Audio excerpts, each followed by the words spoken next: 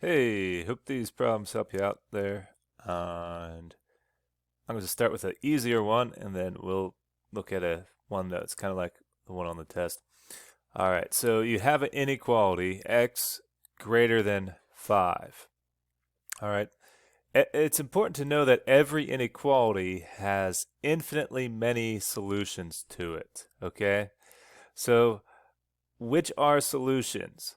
In other words, which one of these numbers makes this true? Okay, and there's actually infinite possibilities, but not all of these numbers make it true. All right, so you want to think about it, take the numbers that they are giving you and think, will that number, if I put it in place of x, will that make it true? All right, so we have 3 greater than 5. Is that a true statement? No. All right. Then we would do the same thing with 4. Is 4 greater than 5? Is that a true statement? No. There is infinite amount of possibilities to make this true, but all of them have to be greater than 5. If you were to graph the solutions, you would have 5 listed on the graph, but 5 actually isn't a solution, okay? Because 5, the number 5, is not greater than 5, right? The number 5 is greater than or equal to 5. So if I were to make this a greater than or equal to inequality, then that would be a yes, it would be true, okay? Graphically, the solutions would look like this. The solutions would start with the very first tiny, tiny, tiny, tiny, infinitely small number after 5, okay? They would not include 5, so I put an open hole here to show that 5 is not included. And then they would go to the right, okay? They would get bigger. So 6 would be a solution because 6 is greater than 5. And 7 would also be a solution because 7 is greater than 5. So the two solutions here are 6 and 7. Okay, but that's not the only two solutions.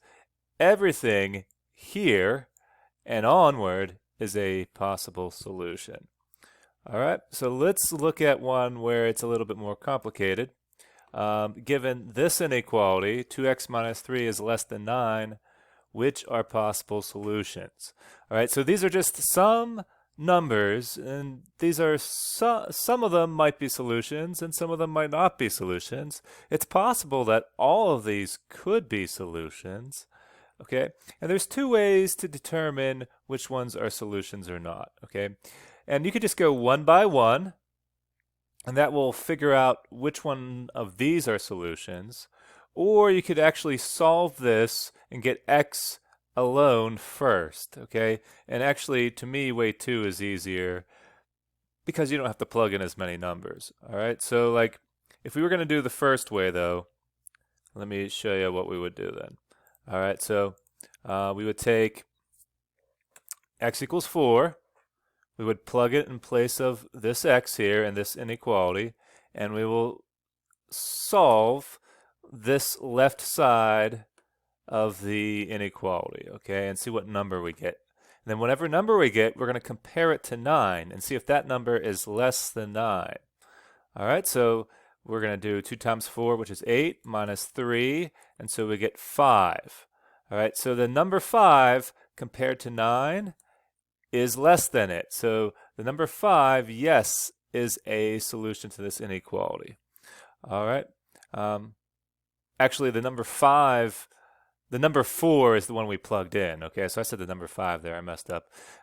So the number 4 is a definite yes. All right. We didn't try number 5 yet. We didn't plug in number 5 to see if it works or not yet.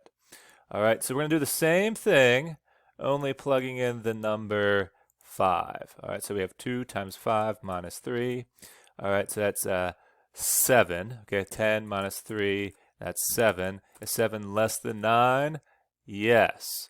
Okay, so the number 5 actually does work too. All right, so that is a solution as well. All right, the number 6, I don't know. We gotta plug it in and find out. So we have 2 times 6 minus 3, so that's 12 minus 3, and so that's 9. All right, so do you think this one is a solution? What do you think? Well, we're comparing the answer that we got when we plugged it in, which is 9, compared to the right side, which is 9. So we have 9 less than 9.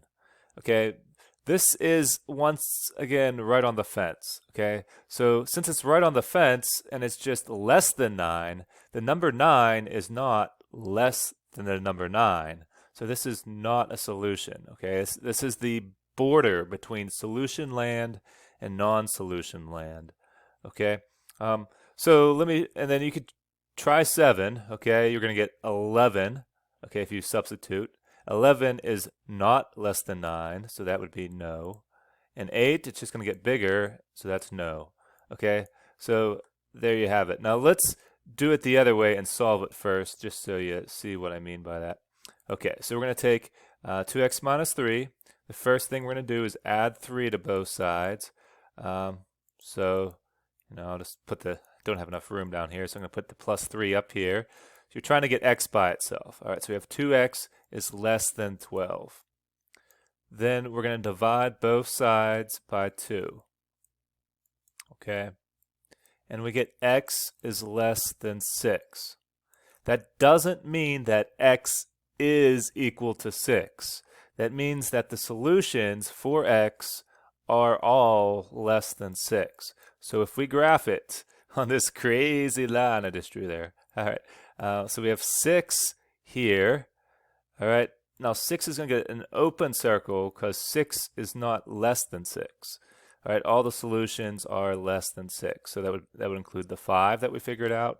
It would include 4. It would also include 3.